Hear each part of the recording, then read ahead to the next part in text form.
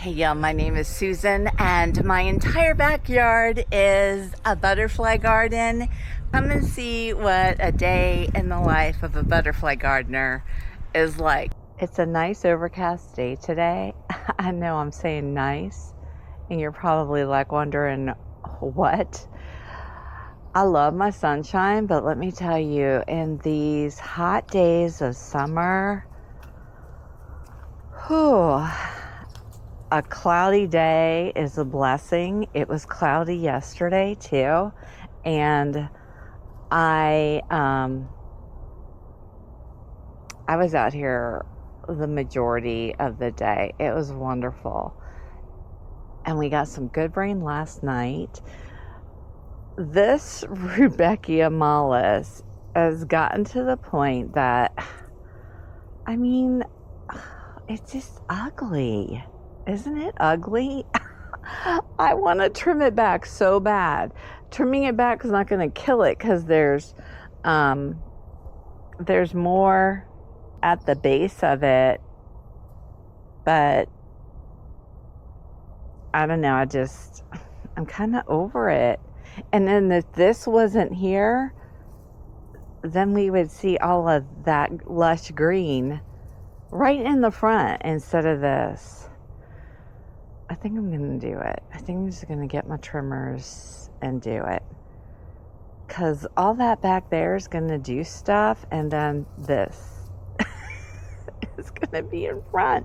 And I really do believe that this plant suffered an injury early on at the base. And that's why it's so ugly up top, because it's not getting proper flow of water and nutrients from the soil because something happened at the base. So I really think if I cut it back, I don't know if it'll grow back. I should cut it back so I can find that information out, shouldn't I? And look, my orange coneflower, you can see it's got a bud on it. It's about to open, so that'll be fabulous. Oh, look, there's a bee sleeping. Isn't he cute?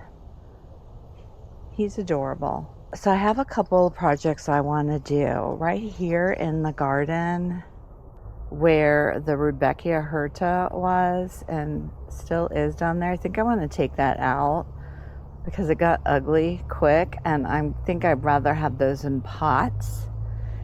And I want to put something in here that is going to fit in better. So I have some more wavy leaf aster. There's one back there. I think maybe I'll put one of those in there because that color is a little bit darker and the leaf type is completely different than what's in this area, so it will fit in well. And down there, the little purple flowers is my Meadow Beauty. It's blooming. And the rice button aster right beside it has one flower on it.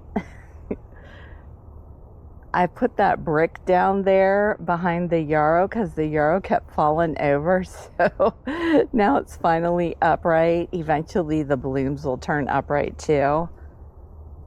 The other thing I want to do is back over here. I love how my privet senna and my wild black cherry tree block the next door in the background, but they have that like garage and car out there, and so in that area there I really want something else to block it. And I've been thinking, what could I put back there? Well, let me show you. Look at that giant elephant ear plant. I mean, that's a good barrier. Now, I'm not going to move that one, but up in the potting treehouse, I have one that is in a pot. So I think I'm going to go plant it back there. in that spot. So this is my wavy leaf aster, and I'm just gonna go set it in that spot just to be prepared. Then I gotta go scope out the the elephant ear, because it's probably gonna be heavy. So I might just like dig it out of the pot it's in and move it out that way.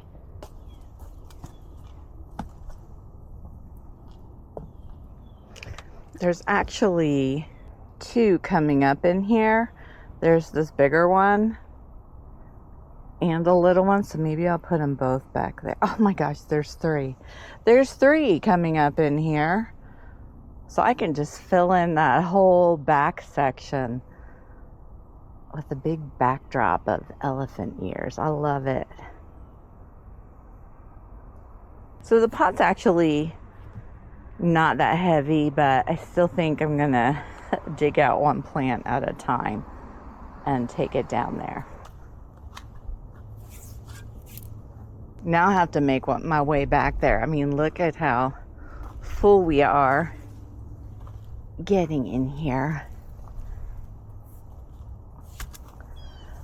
Okay, there's probably gonna be spider webs involved in this activity.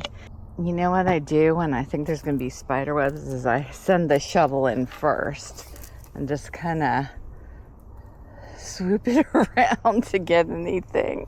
All right, here I am. I'm in the bush. I'm in the brush. I don't even know what's back here. See, I've got a split leaf over there. So, oh, and I've got one of these. This is a, oh shoot, what do you call it? Oh,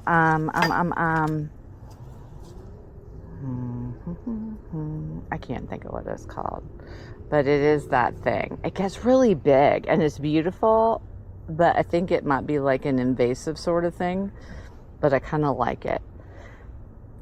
And then my split leaf, I have a split leaf back here. And then there's nothing really here. This is my, it's not butterfly pea, cow pea. It gets a yellow flower on it. And I think this will be a great space. I really think that elephant ear will be happy down here because it gets good shade and it's going to get into the ground and spread its roots, and it's not going to be limited to the pot.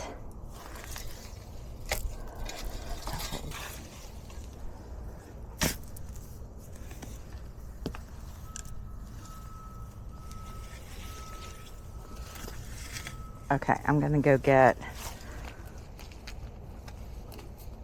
the elephant ear.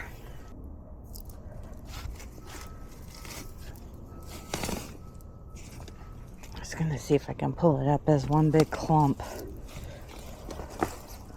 Oh, it's coming nicely. Oh, that was that was easy. I love it when stuff like that happens. Okay, let's take it and put it out in the hole.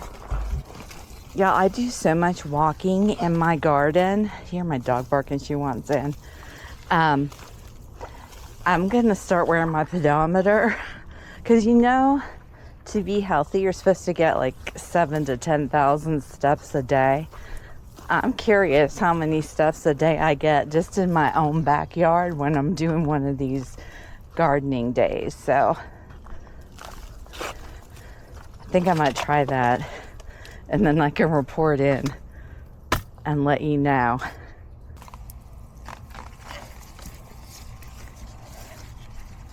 All right, the hole's a little bit deep. I want to put a little more soil down in there. There you go. What is that? This is something dead. Sometimes I just toss things back here so it can decompose and go back in. Do you ever find that when you dig a hole, oh wait, there's more soil back there, and you go to fill it in, like you don't end up with as much soil as you dug out? And I wonder how that even happened, because I put a whole plant ball base in there. How do I not have enough soil? And this is a fabulous day to be doing this, because it just rained, a heavy rain, so the earth is good and wet. And now, baby, you grow and you make a blockade, so we don't have to look at the car in the backyard next door. All right, go check on my little guys. Hello, booger. That's one. Every day there's like 4 of them out here, and I say to myself, if any of them are missing, I'm just bringing who's left in. And you know what? Oh, please tell me nobody's missing. I'll cry. I've come out and photographed these guys every day. They cannot be missing.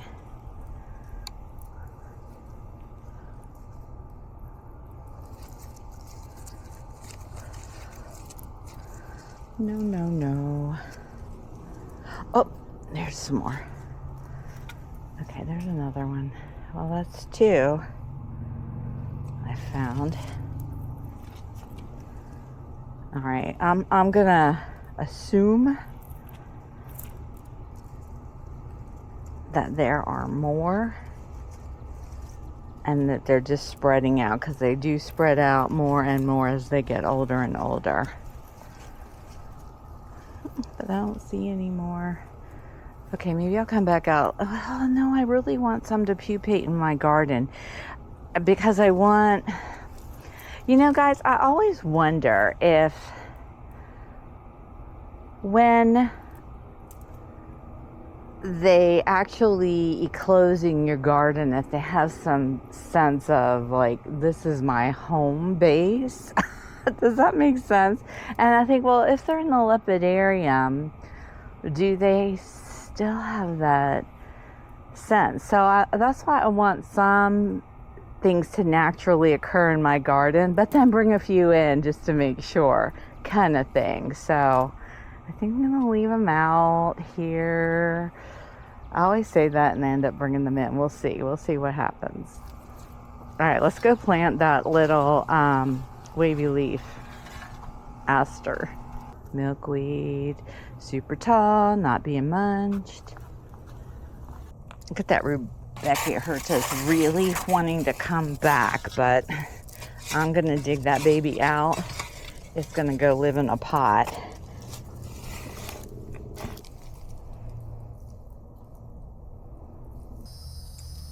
Wavy leaf aster is in. I've got its little tag there. I think it's going to be happy in that space.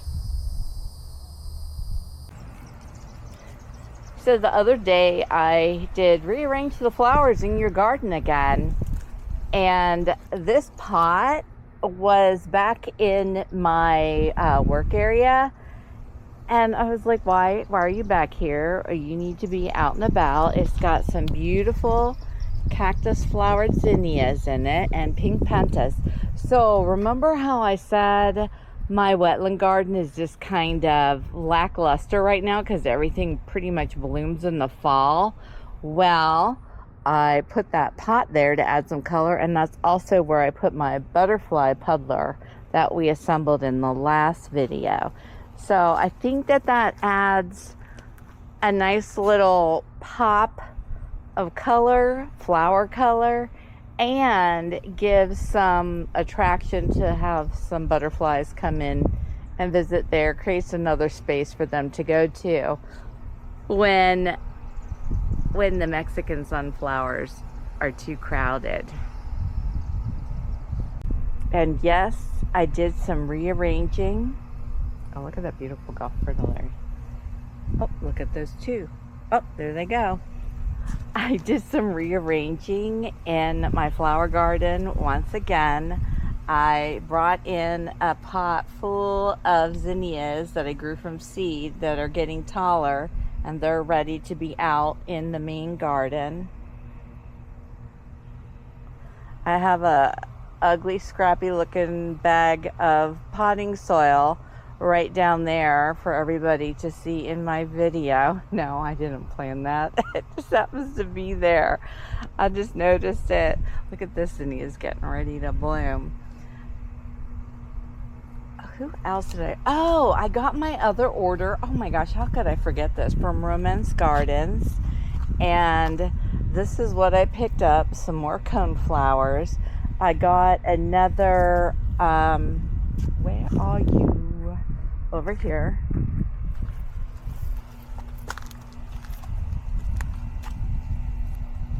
I have this sage, but I got another one. And where is it? Where is it? Y'all, where is it? Okay, well, we'll find it. And then I got this sage right here, which is, hang on, I put the little tags in. I was so good that I didn't put the little tags in. What is wrong with me? I know I put the little tag. Oh, there it is. Okay. Here it is. It's called Plum Crazy. I mean, that's fabulous. I need Plum Crazy in my garden. But I also, y'all, I bought a pentas because like the shade of pink is so pretty. I saw this pentas plant and it made me think of my daughter in Wales who's getting ready to graduate, and I'll talk more about that in a minute, because there was another one, you can see it's planted right back there, that she loved. It has like this white center. Now this is a hybrid of some sort from Proven Winners. I like how they have the white centers and the flowers are larger than the regular pentas. So I thought, well, that was so pretty. They also have really big leaves, so I'm guessing this one might get super tall. We'll keep an eye on it and see if butterflies like it as well. But I thought that would be pretty planted in this pot with this Plum Crazy purple. Isn't that a pretty combination?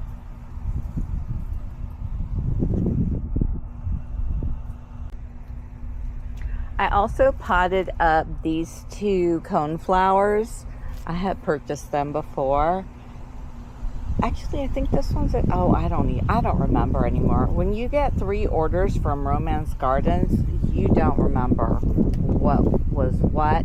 I think this is a newer one that I got, and I put it in the pot with this one. Don't you love how I'm just keeping the tags in them so I remember who they are?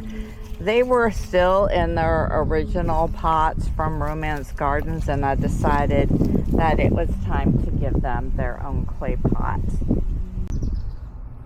Here's the other one I got. It's still in its pot.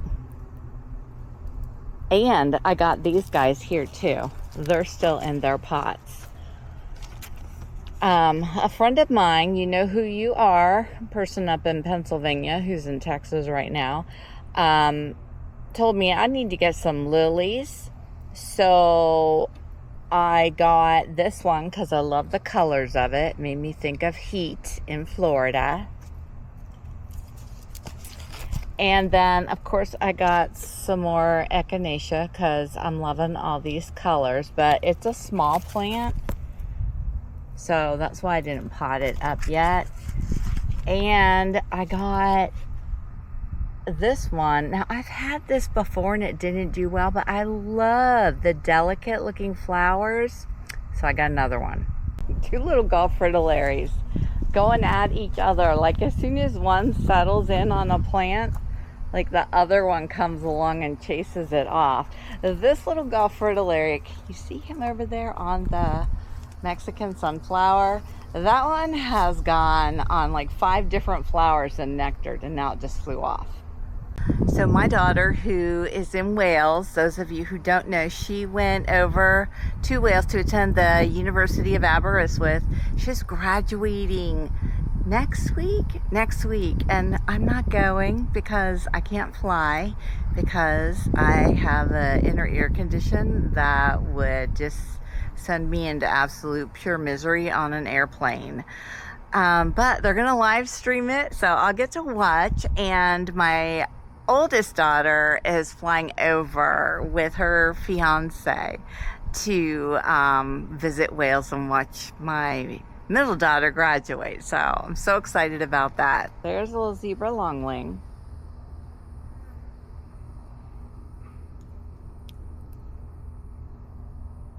Beautiful. Hello, baby. Those are the two butterflies, zebra longwings and Gulf fritillaries, I have in my garden plentiful every day. And they're the two that I do not raise because of that reason. I just have so many of them. Probably because I have their host plant, which is maypop incense, is what I have in my garden. I have that coming up everywhere in my garden. So nothing I'm going to be concerned about running out of anytime soon, that's for sure. All right, there's a polydamas swallowtail, just flew in.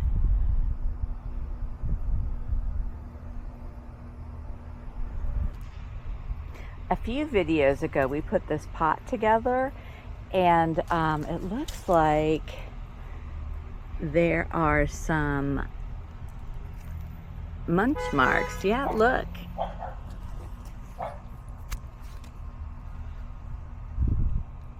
There is a baby monarch caterpillar. So, yay. We'll be watching that one. And it's so cute. It's just right across from where the polydamas are. And this is my first bloom of this zinnia, which, let's go find the tag. Oh, come on. There it is. This is the Queenie Lemon Peach zinnia.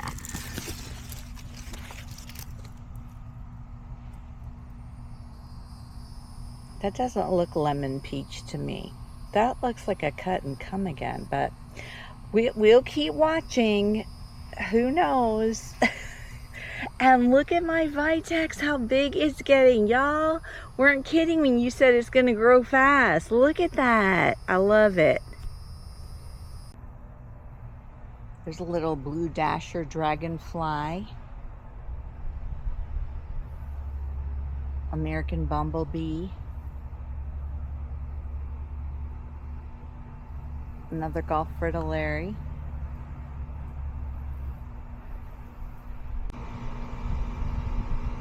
Polydamas is up in my, of course he went where we can't see him, in my fire bush.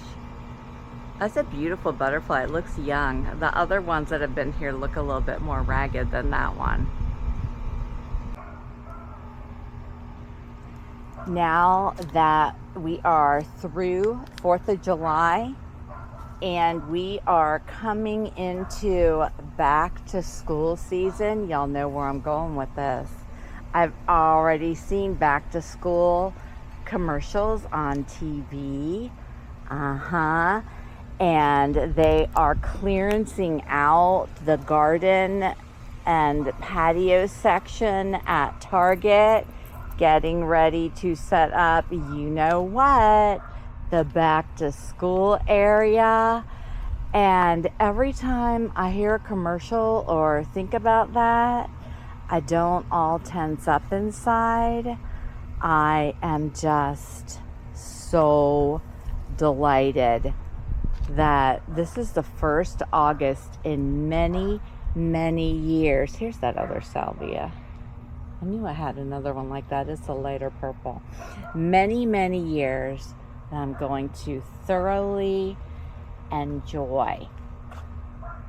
Because even before I was teaching, I was a stay-home mom with my kids, and I was always sad when they went back to school after a long, fun summer of just being lazy and spending time with them. So this August, oh my gosh, I don't even know what my garden's really like in August, because during back to school, It's exhausting. Those first few weeks where you're meeting your students and doing orientation, and your body's adjusting to that type of strenuous, stressful day where your nervous system is constantly overstimulated. There's constant interruption in your day, and there's a lot of active walking, which I walk a lot in my garden, but it's a totally different kind of stress on your nervous system and your muscular system that by the end of the day, I would just come home and be done. So I didn't really spend a whole lot of time in my garden in August and September. And quite honestly, I was kind of sad to come out because I knew what I was missing. I knew what I was missing, and it was just a sad sort of thing. There are things about teaching that I loved, but as I taught year after year after year, it got less and less and less enjoyable and more and more and more stressful because just things keep changing. But enough about that. I am so excited to spend August, September, October, November enjoying moments in my garden and seeing what happens. All of these caterpillars that I have would have eclosed in the lepidarium, and I would have been worried about them during the day when I was at work, and then I would run home and just hurry up release them because they'd all be in there all fluttering around because they had to wait till 4 or 5 o'clock in the evening to get released. And a lot of times at that time of day it was raining, so then they had to wait till the next morning, and like all of that, it's just done. I'm delighted. I'm just thrilled, and I just wanted to share that with you because coming up to back to school, like this is huge.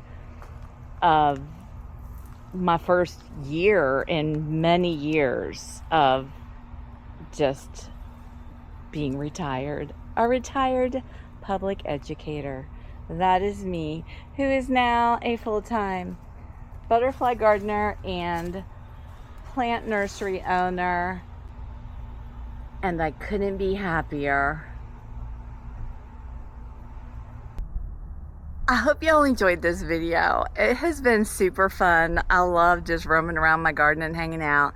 I want to take a moment and super thank my members who have joined the Milkweed Crew. You make a lot of things possible with your little $4.99 a month, because as a retired school teacher, well, first of all, y'all know how much money school teachers make. Well, early retired, it's not very much, but we're doing all right. We're doing just fine, but I really, really, really appreciate that extra little support. So if you haven't if you haven't tapped the like button yet, tap the like button. And if you're not a subscriber, well, now's a good time to do it. Hey, I made it over 3,000. I was at 3,006 this morning, so woohoo! And I'll see you guys in the next video.